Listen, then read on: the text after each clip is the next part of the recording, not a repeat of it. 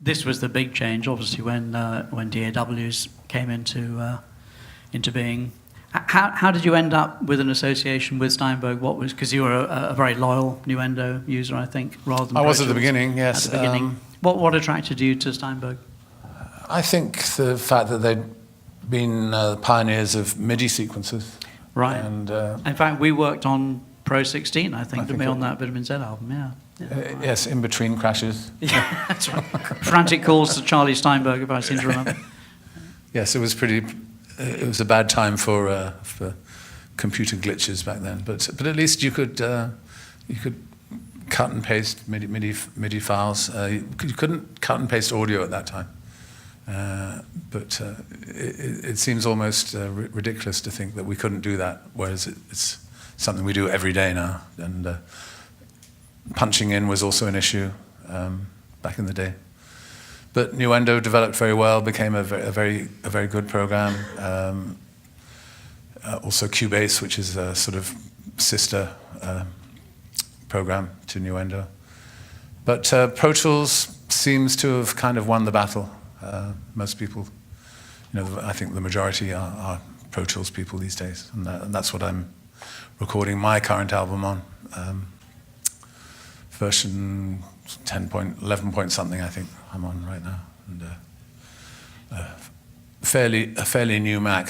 That seems to be something that Apple wants you to do, buy a new computer every year and a half or so. But yeah, I'm doing great with it. Interestingly, we did a session back at Abbey Road a couple of years ago now, and here is this was in Studio 3, I think, wasn't it, where you had made Dark Side of the Moon, but revamped. Very different. It was actually the other end of the studio. Really? Yeah. Right. But we did a very interesting A/B with a 24 track and recording to Pro Tools, and did a kind of double blind test to see what difference there was in recording direct to tape and recording direct to Pro Tools. And if I'm not much mistaken, everybody preferred what they thought was Pro Tools, but it actually was tape. And yet we ended up recording First thing we did was record it from analog onto Pro Tools so that we could work with it. That's interesting, and that's really the kind of crux of... But it was an interesting experiment. Yeah, it was. But, why is it, or what are the ramifications of modern DAW-based recording that makes it so compelling, even though the sound of tape most people kind of perceive as being better? Is it that the sound is secondary to the convenience? I mean, is that where we are? I think it has become that. It is all about convenience and speed, and creating a playlist in Pro Tools where you can hear one take, one after the other of each line of a song. That's a huge advantage, and instant access. You only need to record your backing vocals on one chorus, and then you just paste it into the second chorus. It's all that stuff just makes for a much faster,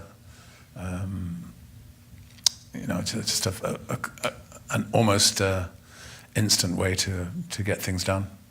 But I think I've heard you say in the past that minute or so of rewind time actually could be very helpful.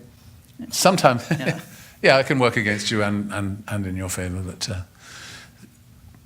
But being able to go from one song to another song in 10 seconds, that's another thing. I mean, imagine rewinding an entire analog tape off and putting it back in its box, taking the new tape out of its box, putting it on, and then it was just pretty slow going. And it used to be said, you don't spend the entire time recording. You spend a great deal of time playing back and rewinding. That's what it used to be.